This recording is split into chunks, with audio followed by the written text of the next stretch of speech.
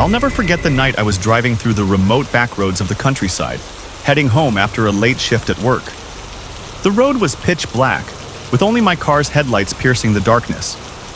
It was the kind of night where the world felt eerily quiet, as if holding its breath. As I drove deeper into the wilderness, I noticed something odd, a figure standing by the side of the road.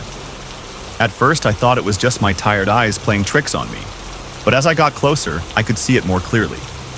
A woman, dressed in a long, tattered white gown, was standing there, her face hidden under a veil of dark hair.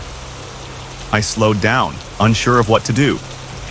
It was strange to see anyone out here at this hour, let alone someone who looked like she had stepped out of a nightmare. My instincts told me to keep driving, but something about the way she stood so still, almost as if she were waiting for something, made me stop. I rolled down my window slightly, hesitating before calling out, "Are you okay? Do you need help?" She didn't respond. She just stood there, unmoving, her face still hidden. I felt a chill run down my spine, but I couldn't just leave her there. Reluctantly, I pulled over and got out of the car, keeping a safe distance. "Ma'am, do you need a ride?" I asked again, my voice shaky. Finally, she moved, slowly raising her head. Her face was pale, almost ghostly, with hollow eyes that seemed to pierce through me. There was something terribly wrong about her, something that made every instinct scream at me to get back in the car and leave. But before I could react, she took a step toward me, then another. Her movements were slow, deliberate, almost unnatural. I found myself rooted to the spot, unable to move as she got closer. When she was just a few feet away, she suddenly stopped and smiled. A twisted, unnatural smile that sent my heart racing. I stumbled backward, nearly tripping over my own feet. "Stay back!" I shouted, my voice trembling with fear. But she just kept smiling, her eyes locked on mine. In a moment of pure terror, I scrambled back into my car, slamming the door shut. I fumbled with the keys, my hands shaking so badly I could barely get the car started. As I finally managed to turn the ignition, I looked up, and she was right outside the driver's side window, staring at me with those empty eyes. I slammed my foot on the gas, the tires screeching as I sped away. My heart was pounding so hard I thought it might burst out of my chest. I glanced in the rearview mirror, expecting to see her standing in the road, but she was gone. For the rest of the drive home, I couldn't shake the feeling that she was still watching me, hiding just out of sight in the darkness. When I finally reached home, I locked all the doors and windows, my mind racing with what had just happened. That night, I barely slept. Every time I closed my eyes, I saw her face. Those hollow eyes, that twisted smile. I never took that road again, and to this day, I don't know who or what she was. But one thing is certain, whatever I encountered on that dark road was not human, and the memory of her still haunts me.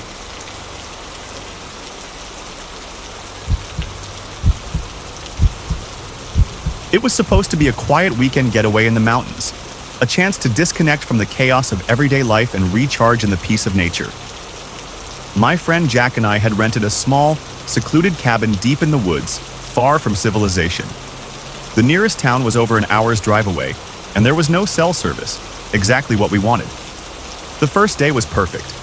We spent it hiking through the dense forest, breathing in the crisp mountain air and enjoying the serene beauty of the landscape. By nightfall, we were back at the cabin, sitting by the fireplace, sipping whiskey and reminiscing about old times. It felt like nothing could disturb our peace. But that night, something did. Around midnight, we decided to call it a night. The fire was dying down, casting long, flickering shadows on the walls as we retreated to our separate bedrooms. I was just about to drift off when I heard it. A soft, almost imperceptible sound, like someone was gently tapping on the window.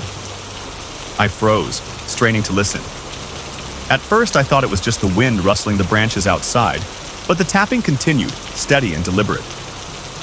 I glanced at the window, expecting to see a branch brushing against the glass, but there was nothing.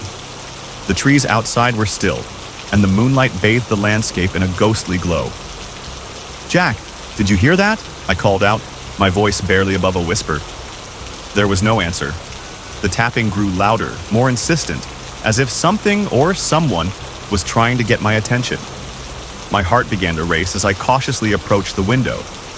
I peered out into the darkness, but there was nothing out of the ordinary, just the silent forest and the faint outlines of the trees.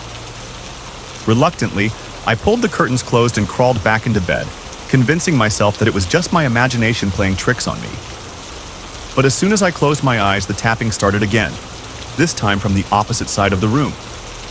My blood ran cold as I realized the sound wasn't coming from the window. It was coming from inside the cabin. I sat up, my pulse pounding in my ears, and reached for the flashlight on the nightstand. As I switched it on, the beam cut through the darkness, revealing the source of the tapping. An old, dusty mirror hanging on the wall opposite my bed. But what I saw in the reflection made my breath catch in my throat. A figure was standing behind me, just out of reach of the flashlight's beam. It was a man, tall, gaunt, with hollow eyes and a twisted grin on his pale face. He was tapping on the mirror's glass with one long, bony finger, his gaze fixed on me. I spun around, the flashlight trembling in my hand, but there was no one there. The room was empty. I turned back to the mirror, and the figure was gone. But the tapping continued, louder and more frantic, as if the mirror itself was alive and trying to escape. Panicked, I bolted out of the room and burst into Jack's room. He was sitting up in bed, wide-eyed and pale, clutching his own flashlight. "Did you hear it?" I gasped, my voice shaking. He nodded, his eyes darting around the room. "It started in here too. Something's not right in this cabin." Without another word, we grabbed our things and rushed out of the cabin, not even bothering to pack. As we stumbled through the dark woods, the tapping followed us, echoing in the trees, growing louder and more desperate with each step. When we finally reached the car, we jumped in and sped down the winding mountain road, not daring to look back. The tapping only stopped once we were miles away, the cabin far behind us. We never spoke about what happened that night. We simply agreed to never return to that cabin, and to this day, the memory of those hollow eyes and that relentless tapping haunts me. I'll never understand what we encountered in that cabin, but one thing is certain.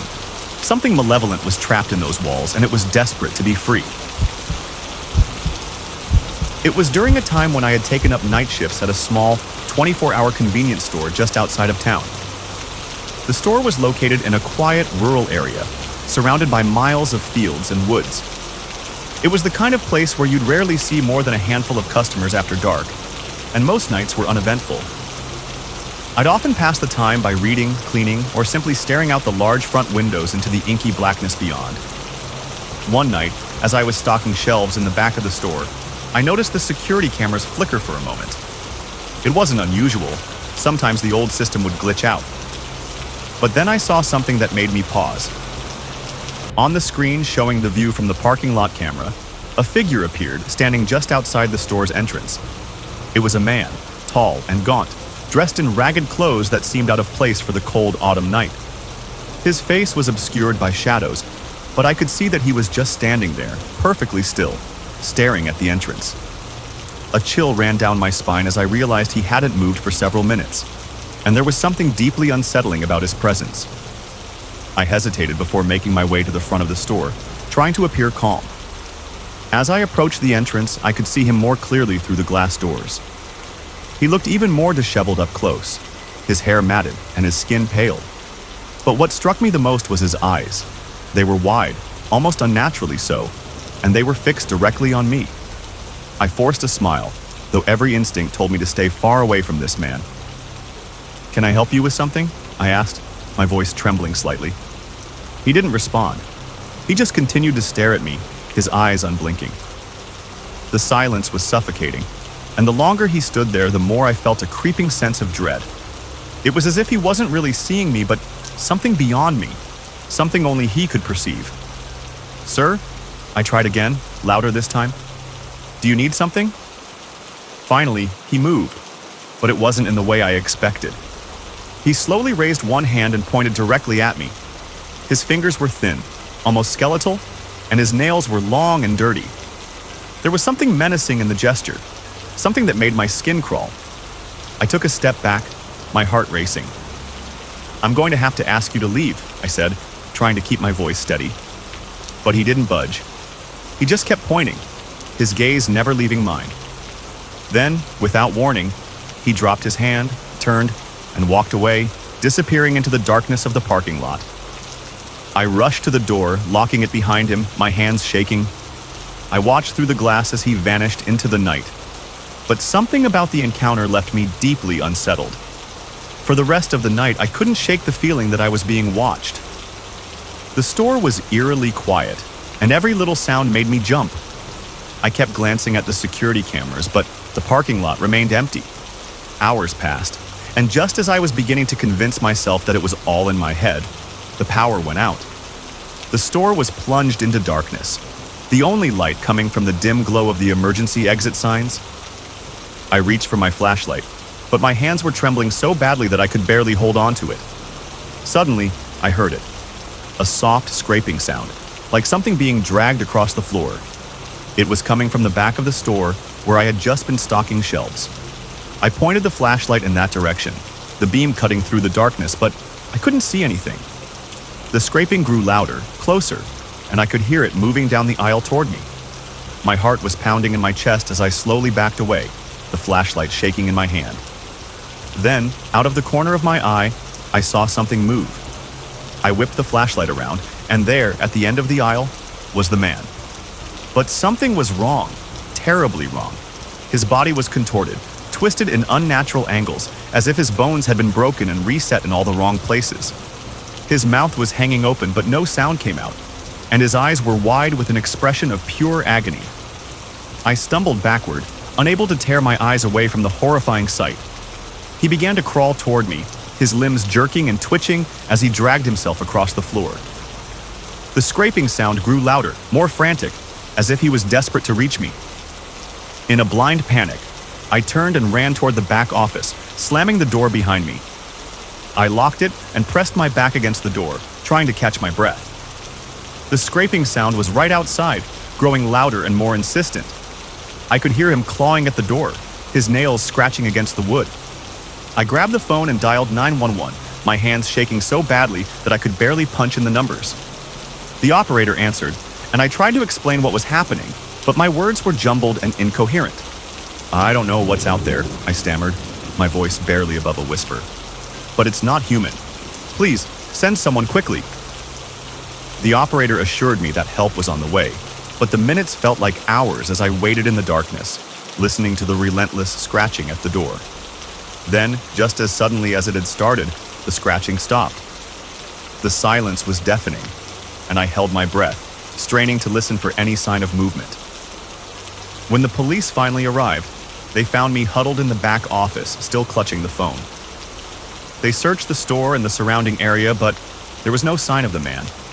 The only evidence that something had been there were the deep scratches gouged into the door and the floor. I quit the job the next day, unable to shake the memory of that night. To this day, I still don't know what I encountered in that store, but the image of that twisted, crawling figure haunts my nightmares. I've never returned to that part of town, and I never will. Some things are better left in the dark, forgotten and buried in the shadows. It was a rainy night, and I was the last one left at the grocery store, finishing up my shift. The storm outside had been relentless, with thunder booming and lightning flashing across the sky. The parking lot was nearly empty, just a few scattered cars belonging to the last-minute shoppers who had braved the weather. As I locked up the front doors and prepared to head to my car, I couldn't shake the feeling of unease that had been creeping over me all night. The rain had slowed to a drizzle, but the air was thick with humidity, making it feel as though the storm was still looming overhead. I pulled my jacket tighter around me as I stepped out into the night, the only sound being the soft patter of rain on the pavement. The parking lot was dimly lit, with only a few flickering streetlights providing any illumination. The darkness seemed to press in on all sides, making the empty spaces between the cars feel even more ominous. As I made my way to my car, I noticed something strange. A car I didn't recognize was parked under one of the flickering streetlights. It was an old, beat-up sedan, the kind that had seen better days. The windows were tinted, making it impossible to see inside, but I had a sinking feeling in my stomach as I stared at it. The car hadn't been there earlier when I had taken my break, and there was no one else in the store when I had closed up. I hesitated, my keys clutched tightly in my hand, and glanced around the parking lot. It was empty, with no signs of life other than the occasional rustling of leaves in the wind. My heart began to race, and I couldn't shake the feeling that I was being watched. The rain started to pick up again, falling in heavier drops, and I knew I needed to get to my car and out of there as quickly as possible. I quickened my pace, the sound of my footsteps echoing eerily in the empty lot. As I reached my car, I fumbled with my keys, my hands shaking from a combination of cold and fear. Just as I was about to unlock the door, I heard it. A soft, almost imperceptible sound of footsteps behind me. I froze, every muscle in my body tensing as I slowly turned around. There was no one there. The parking lot was as empty as before, the shadows long and deep under the flickering streetlights. I scanned the area, my breath coming in short, shallow gasps, but there was nothing. No movement, no sign of anyone. Just the oppressive silence and the steady rhythm of the rain. Trying to calm myself, I told myself it was just my imagination playing tricks on me. After all, I had been working long hours and the stormy weather had put me on edge. But as I turned back to my car, I caught a glimpse of something out of the corner of my eye. Something moving in the shadows near the strange car. I whipped around, the keys slipping from my fingers and clattering to the ground. My eyes locked onto the old sedan, and my heart nearly stopped. The car's headlights were now on, illuminating the area directly in front of it, but there was still no sign of the driver. The beams of light cut through the rain, casting eerie shadows across the wet pavement. A cold chill ran down my spine as I realized that whoever was in that car was watching me. The headlights were aimed directly at me, their bright glare making it difficult to see anything beyond them.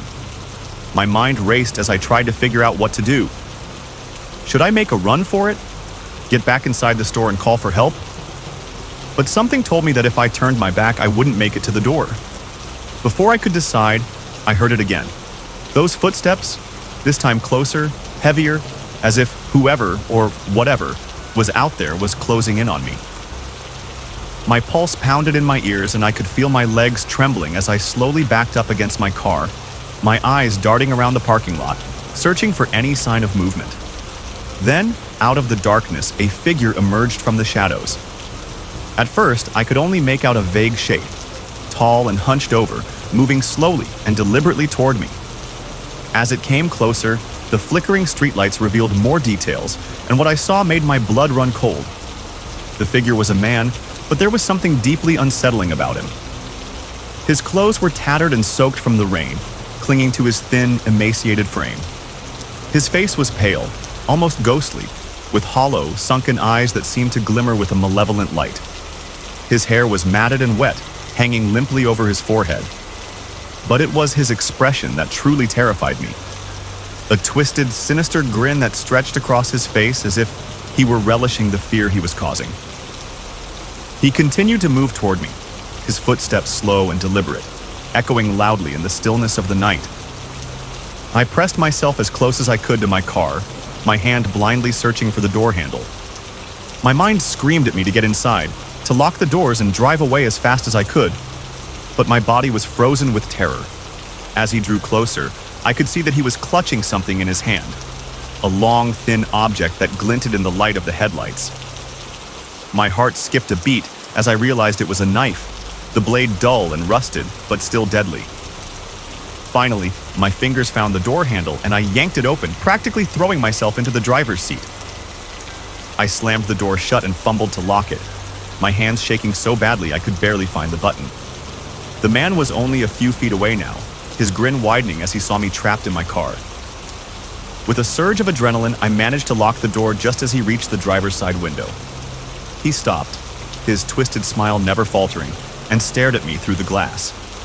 I could see his breath fogging up the window, his eyes never leaving mine. He raised the knife and tapped the blade against the glass, a slow, deliberate motion that sent shivers down my spine. For what felt like an eternity, we were locked in a silent standoff, my heart racing as I desperately tried to think of a way out.